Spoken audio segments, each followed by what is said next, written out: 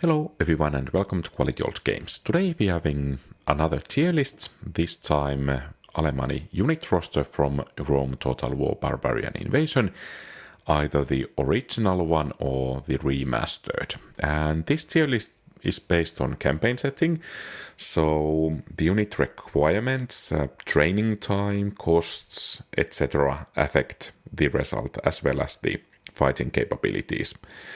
And without further ado, let's begin with cavalry units. First we have Barbarian Cavalry.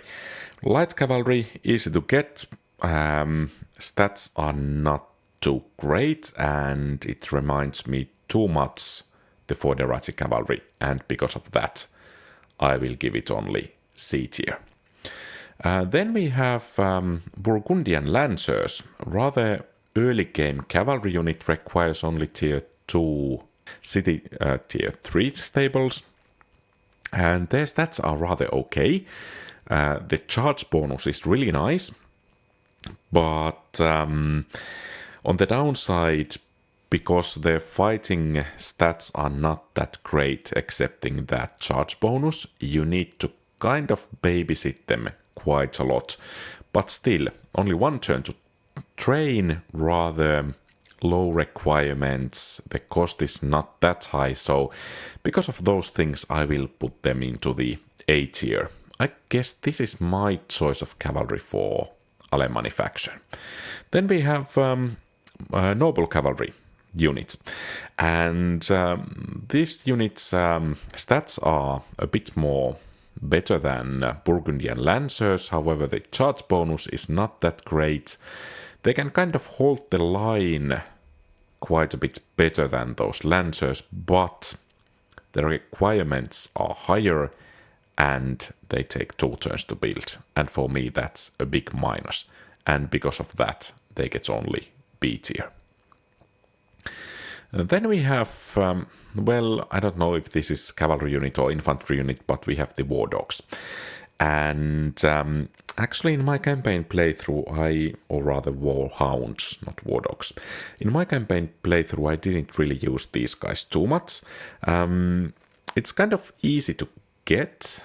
They require only the lowest tier stables, tier 2 stables to get.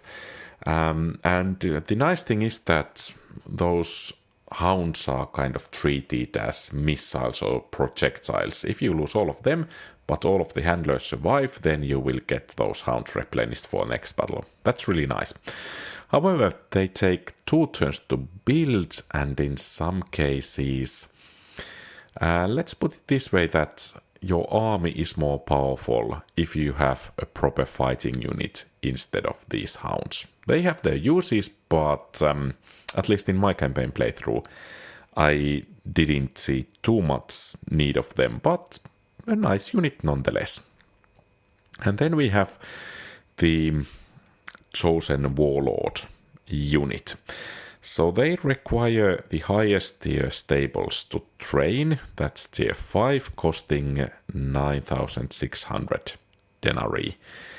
And they take 3 turns to build, and their stats compared to other generals' bodyguards are nothing to write home about. So I don't really recommend getting these guys, and because of those negative things they get only C tier from me. And then it's time to move to infantry units. First we have Chosen Axemen. They have decent enough stats. The downside is that they don't have a shield, and that of course makes them a bit more vulnerable to missiles, but still a really solid unit. The requirements are a bit on the higher side for this unit, and because of that, well, that's a minus, but kind of not critical thing for them. So I think they deserve strong B or weak A. I think weak A is better for them than strong B. Decent enough unit. And then one of my favorite units in whole Rome Total War game for almost any faction, peasants, and once again, they're going to gain S tier. And the reason is that they are dirty cheap. You can lower or rather improve public order rather quickly with them by lowering population and increasing the garrison. It is true that some other units have higher bonuses for public order than the peasants, but these are so cheap, and you can kind of acquire 10 of them easily at one go because of their cheapness, and that's also one way to improve the public order. So because of that, and mostly that, they get S tier from me. In battle they are absolutely trash, so they are, at least I use them only to keep up the public order. Then we have Spear Warband. Basic unit, only tier 1 barracks required. They are cheap, 1 turn to build, can form a shield home, which is rather nice, but in a battle you cannot really rely on them, except against some weaker units, for example Limitane or perhaps Foderati Infantry, if we are talking about the Romans, or something like that.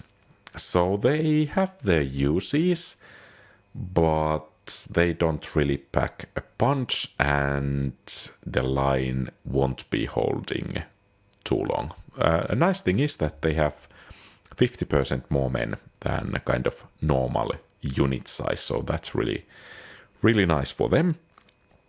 And I think they get a place in B tier for me. Then we have Night Raiders.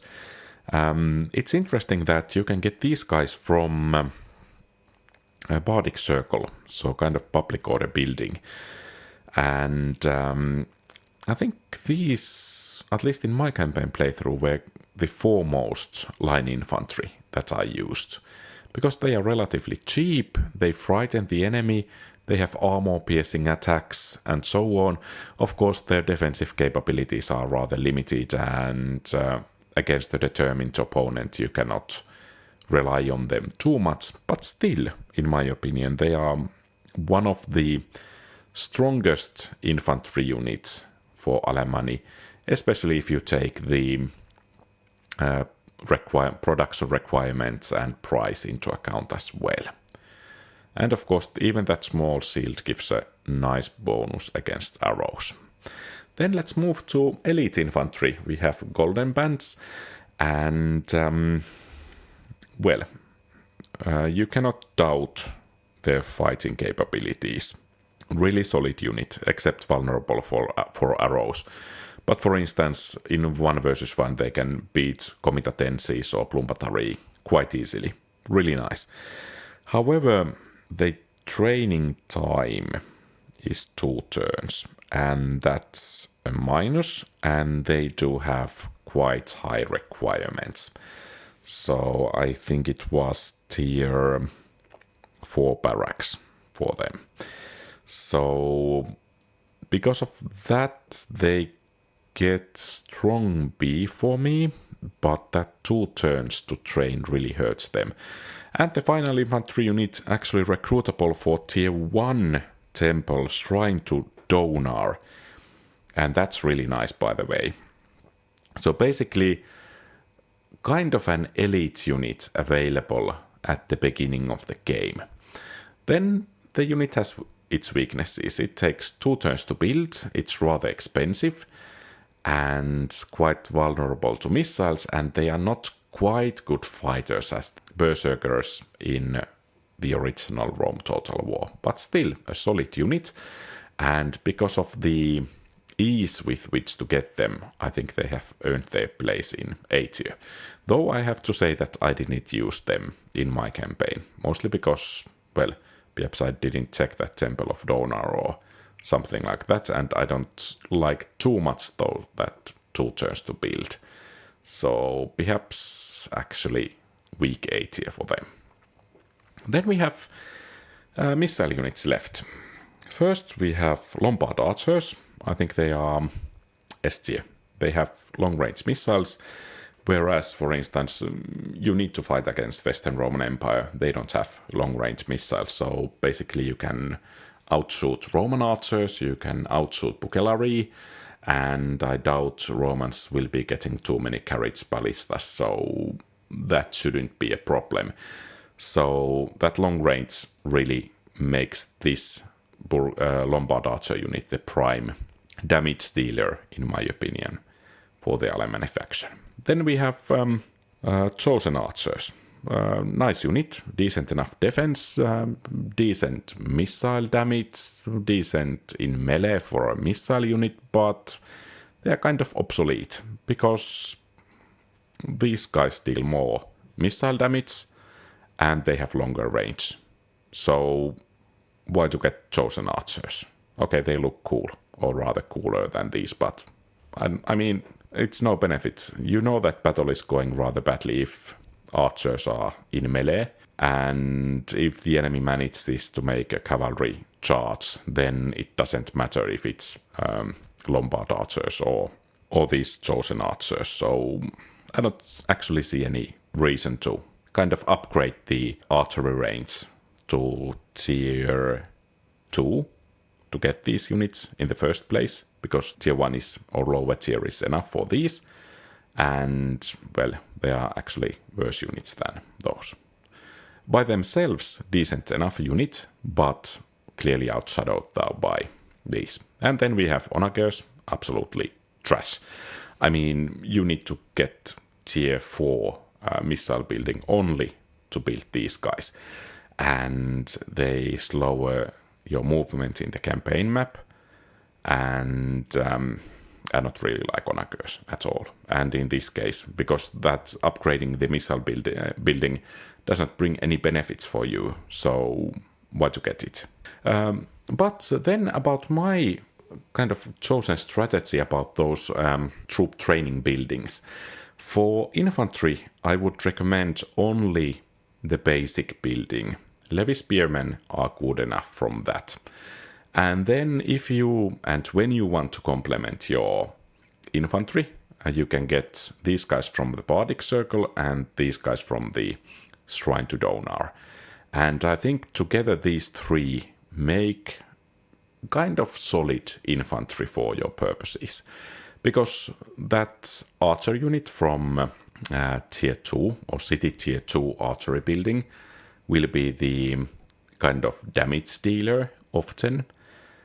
These infantry units, at least in my campaign, were mostly to protect the archers, and of course I used quite a bit of mercenaries, so I got some nice infantry from there too, but still. And then city tier 3 stables for these Burgundy Lancers, and I think these 5 units make a really solid army in the game. So this is my opinion about the units in the campaign setting for Alemanni. What do you think? Feel free to share your thoughts in the comments field below. Do you agree or disagree? And thank you very much for watching. If you like the content, please leave a thumbs up and subscribe to the channel. Have a great rest of the day. Quality Old Games.